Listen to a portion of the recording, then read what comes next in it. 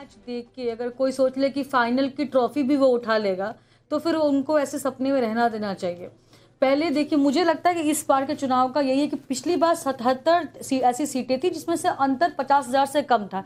इस बार हो सकता है कि वैसी सीटें 1 से 150 तक हो जाए, लेकिन जो सरकार है वो बीजेपी की बनेगी।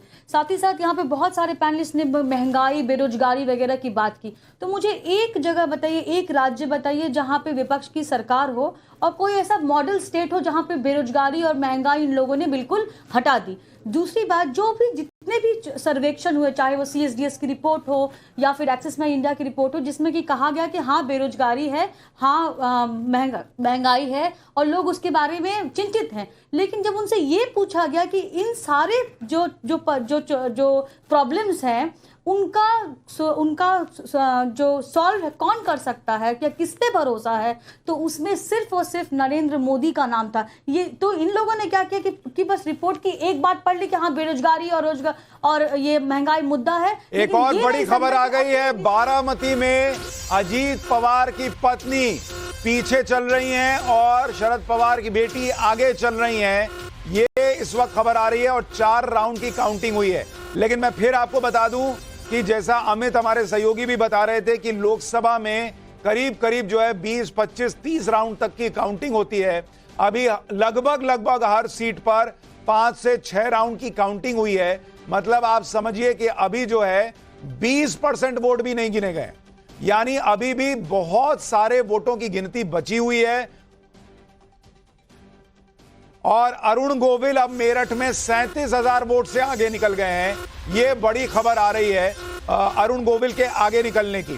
तो इसीलिए मैं बार बार कह रहा हूं कि अभी थोड़ा सा धैर्य रखिए। और मनोहर लाल खट्टर भी 10,000 वोट से आगे चल रहे हैं। यह बड़ी खबर आ रही है। हरियाणा में भी चीजें बदलती दिख रही हैं। तेलंगाना में बीजेपी 8, कांग्रेस 8। तेलंगाना में बीजेपी के लिए बड़ा गेन होता दिख रहा है। जयवीर शेरगिल, अभी तो चीजें बदलेंगी, लेकिन जो गेन दिख रहा है बीजेपी का, एक तो तेलंगाना में आप लोग डबल डिजिट में जाते दिख रहे हैं, जो सारे एग्जिट पोल प्रिडिक्ट कर रहे थे।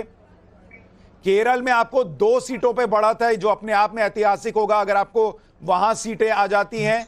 और साथ ही तेलंगाना में, आंध्र प्रदेश में आपका गठबंधन अच्छा परफॉर्म कर रहा है। देखिए, वो शाहरुख खान की पिक्चर का डायलॉग था, अभी पिक्चर बहुत बाकी है मेरे दोस्त। तो वो पूरा लागू होता है जो अभी तक ट्रेंड आ रहे हैं और जितने राउंड बैलेट के खुले और ईवीएम की काउंटिंग हुई है। दूसरी बात, आप भूलिए विपक्ष ने एक नारा दिया था, साउथ से साफ और नॉर्थ में हाफ। ये रुझान और ये ट्रेंड साबित करते हैं भारतीय जनता पार्टी कश्मीर से लेके कन्याकुमारी तक, असम से लेके गुजरात तक और महाराष्ट्र से लेके आंध्र प्रदेश तक उनका अपनी छाप छोड़ रही है, अपना दबदबा दबा रही है और अपना वोट शेयर बढ़ा रही है। आज एक भारतीय जनता पार्टी ही इस चुनाव के बाद सोल इंडिया पैन पार्टी बनेगी। कांग्रेस पार्टी का जो फुटप्रिंट है वो जरूर श्रिंक होगा। आपको देखिए नतीजे साफ दिखाएंगे।